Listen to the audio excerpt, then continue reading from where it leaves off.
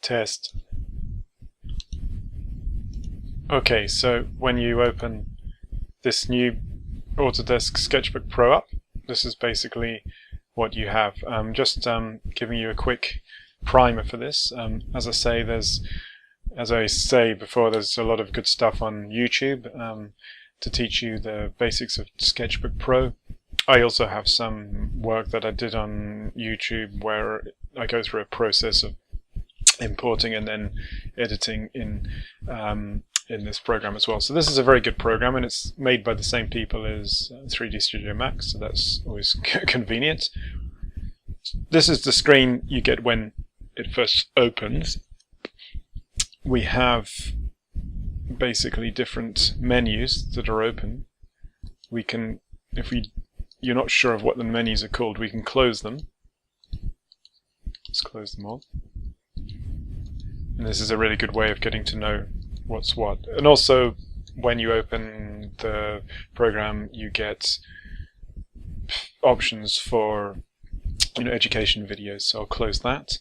And let's go to the window. So the toolbar. The toolbar is this main one. You have different functions: undo, redo, select, crop, text, move, ruler, colors, brush palette. And this opens the brush palette. Okay. Lagoon. This is something down here which has options. Some of the options are the same. You can go to files. You can do things. You can colors, brushes, edit, tool views, current tools, etc. I don't really use that much actually. Then you can go to color puck. So you can choose the color just by using this. It's like a real paint palette or sketchbook, same as the brush puck. Then we have the brush palette, which is good. So if you want to choose a particular tool, such as the paintbrush, you pick there. Okay. The toolbar, which is here. Okay. Again. And we have the layer editor. If any of you have used Photoshop, I'm sure most of you have. It's a similar thing. We add layers. We import images into the layers, we adjust the opacity, etc., etc. So, for example, this here, I choose this brush, paint with this brush, then I can reduce the layer, I can choose this layer, choose a different color. Okay, so we can increase the opacity, decrease it, like that. Great. If you want to change the sizes of the brush, you go to this little thing here in the brush palette, and then that comes up with something, a brush properties box, like in most of these programs, I'm sure you know. And then you can decrease the size and the opacity and paint away. Yeah.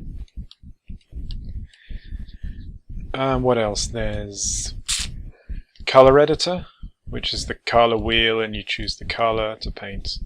And then we have the Copic Library. Now I'm finding this quite useful. Copic are a make of pens. I'm sure some of you know, I know that. And it has the design pens and it has the illustration pens. If you choose the illustration pens, these are real life pen colors by Copic.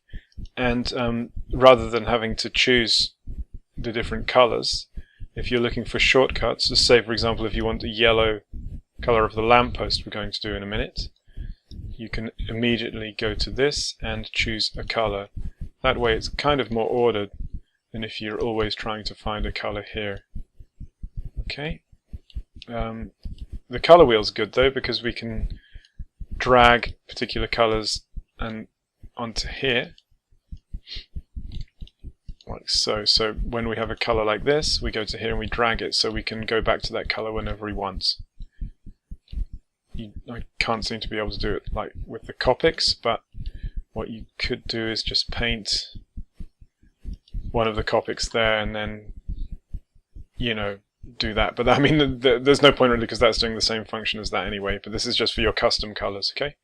So default layout just takes you back to the default layout. So after making this amazing masterpiece, we can now go to the next tutorial. Will be basically me going through importing all the stuff I've done so far, like the drawings and the 3D graphics, and then editing it in Autodesk Sketchbook Pro. So I'm going to take you through the last process, which is the 2D process, and then it's finish time.